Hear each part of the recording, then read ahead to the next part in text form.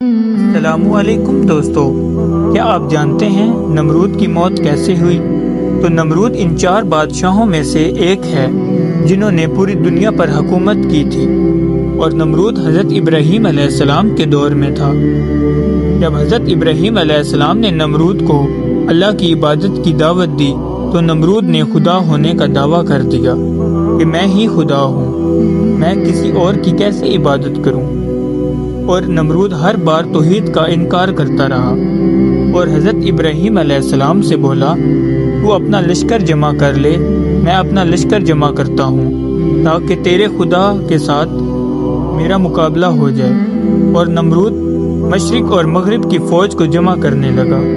اور حضرت ابراہیم علیہ السلام نے اللہ سے دعا مانگی کہ اے خدا،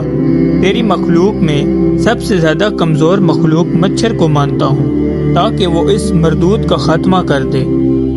دوستو، جیسے ہی نمرود نے اپنی فوج کو میدان میں جمع کیا، اتنے میں ہوا میں مچھروں کے لشکر کو دیکھ کر